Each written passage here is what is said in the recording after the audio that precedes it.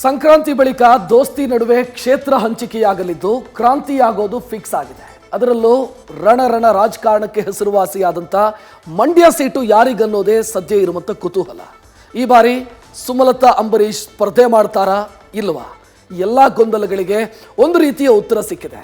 ಕಮಲ ದಳದ ಮೈತ್ರಿಯಿಂದ ಕಮಲು ದಾರಿಯಲ್ಲಿದ್ದ ಸುಮಲತಾ ಅಚ್ಚರಿಯ ದಾರಿ ಕಂಡುಕೊಂಡಿದ್ದಾರೆ. ಅಂತ ಸಮಯ ಬಂದು ಸುಮಲತಾ ಅವರನ್ನು ಭೇಟಿ ಮಾಡಿದ್ದಾನೆ.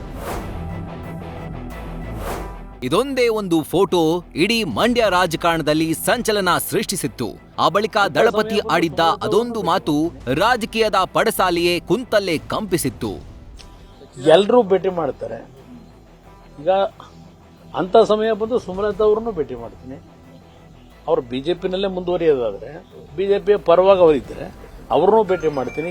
ನಾವೇನು ಇಲ್ಲಿ ಇಂಥ ಕ್ಷೇತ್ರದಿಂದ ನಾವು ನಿಲ್ತೀವಿ ಅಂತ ಹೇಳಿದ್ದೇವ, ಇಲ್ಲ ಇಂಥವ್ರಿಗೆ ತೊಂದರೆ ಕೊಟ್ಟು ನಿಲ್ಲಬೇಕು ಅಂತ ಇದ್ದೇವ, ಯಾವುದು ಇನ್ನೂ ನಾವು ಚರ್ಚೆನೆ ಮಾಡಿಲ್ಲ.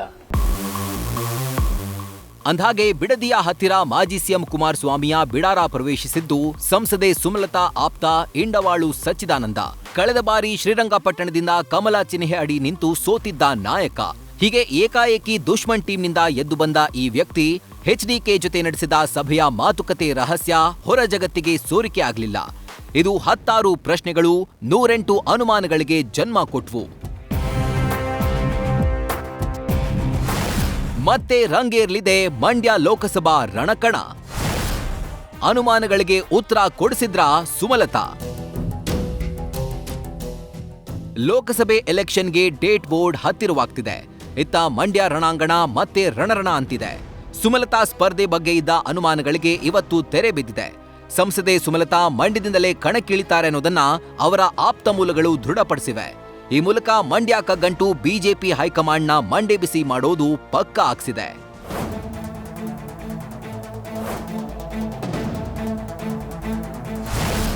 ಮಂಡ್ಯದಿಂದಲೇ ಸುಮಲತಾ ಸ್ಪರ್ಧೆ ಖಚಿತ. ಆಪ್ತರ ಮೂಲಕ ಸಂದೇಶ ಕೊಟ್ರ ಸಂಸದೆ. ಅಂತ ಸಮಯ ಬಂದು ಸುಮಲತಾ ಅವರನ್ನು ಭೇಟಿ ಮಾಡ್ತೀನಿ. ಸ್ವತಃ ಮಾಜಿ ಸಿಎಂ ಎಚ್ಡಿಕೆ ಒಂದು ಹೆಜ್ಜೆ ಹಿಂದಕ್ಕೆ ಸರಿದು ಭೇಟಿಯ ಮಾತನಾಡಿದ್ರು. ಆದರೆ ಸುಮಲತಾ ಈ ರಾಜಕೀಯ ನಡೆಯನ್ನ ಸಂಶಯದ ಕಣ್ಣುಗಳಿಂದ ಗಮನಿಸುತ್ತಿದ್ದಾರೆ ಅನ್ನೋದು ಅವರ ಆಪ್ತರ ಸುದ್ದಿಗೋಷ್ಠಿಯೇ ಸಾಕ್ಷಿ ಹೇಳ್ತಿದೆ.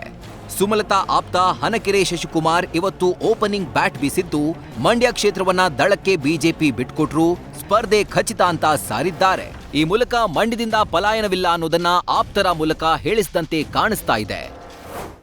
ಈ ಚುನಾವಣೆಯಲ್ಲಿ 2024 ಲೋಕಸಭಾ ಚುನಾವಣೆಯಲ್ಲಿ ನಾನು ಮಂಡ್ಯ ಲೋಕಸಭಾ ಕ್ಷೇತ್ರದಿಂದ ಅಭ್ಯರ್ಥಿಯಾಗಿ ಖಂಡಿತ ಇರುತ್ತೇನೆ ಅಂತೇಳಿ ನಮಗೆ ಆಶ್ವಾಸನೆ ಕೊಟ್ಟಿದ್ದಾರೆ. ಮಂಡ್ಯ ಕಣದಲ್ಲಿ ನಾನಿರ್ತೀನಿ ಎಂದಿದ್ದಾರಂತೆ ಸುಮಲತಾ. ಯಾವ ಪಕ್ಷದಿಂದ ಸ್ಪರ್ಧೆ ಅನ್ನೋದು ಶೀಘ್ರವೇ ಉತ್ತರ. ಇನ್ನು ಮುಂದಿನ ಎಲೆಕ್ಷನ್ನಲ್ಲಿ ತಾನು ಅಭ್ಯರ್ಥಿ ಆಗಿರ್ತೀನಿ ಅಂತ ಸುಮಲತಾ ಹೇಳಿದ್ದಾರೆ ಎಂದಿರುವ ಆಪ್ತರು ಎಂಎಲ್ಎ ಚುನಾವಣೆಯಲ್ಲಿ ಬಿಜೆಪಿಗೆ ಸುಮಲತಾ ಬಾಹ್ಯ ಬೆಂಬಲ ನೀಡಿದ್ದಷ್ಟೇ ಅಂತ ಸಮಜಾಯಿಷಿ ಕೊಡ್ತಿದ್ದಾರೆ. ಇಂಟ್ರೆಸ್ಟಿಂಗ್ ಅಂದ್ರೆ ಪಕ್ಷ ಯಾವುದು ಅನ್ನೋದನ್ನ ತೀರ್ಮಾನಿಸ್ತಾರೆ ಅನ್ನೋ ಮೂಲಕ ಸುಮಲತಾ ಬೇರೆ ಪಕ್ಷದ ಡೋರ್ನಲ್ಲಿ ಇದ್ದಾರಾ ಅನ್ನೋ ಪ್ರಶ್ನೆ ಹುಟ್ಟುಹಾಕಿದ್ದಾರೆ.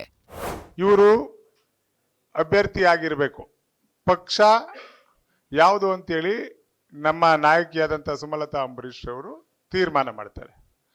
ಪಕ್ಷ ಯಾವುದಾದ್ರೂ ಕೂಡ ನಾವು ಖಂಡಿತ ಕಣದಲ್ಲಿರ್ತೀವಿ, ಅದು 100ಕ್ಕೆ 100 ಭಾಗ ಸತ್ಯ. ಇದೇ ವೇಳೆ ಸುಮಲತಾ ಆಪ್ತ ಇಂಡವಾಳು ಸಚ್ಚಿದಾನಂದ ಮತ್ತು ಮಾಜಿ ಸಿಎಂ ಎಚ್ಡಿಕೆ ಭೇಟಿ ಸುಮಲತಾರಿಗೆ ಸಂಬಂಧಿಸಿದ್ದಲ್ಲ, ಇದು ಅವರ ವೈಯಕ್ತಿಕ ಎಂದಿದ್ದಾರೆ. ಒಟ್ಟಾರೆ ಮಂಡ್ಯ ಕ್ಷೇತ್ರ ದಳದ ಪಾಲಾದಲ್ಲಿ ಸಂಸದೆ ಸುಮಲತಾ ನಿರ್ಧಾರ ಏನಾಗಿರಲಿದೆ?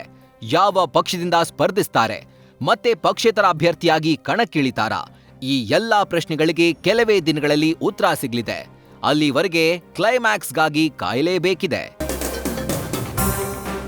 News first bureau. News first ನಿರ್ಭೀತಿಯಿಂದ ನಿಮ್ಮ ಪರವಾಗಿ.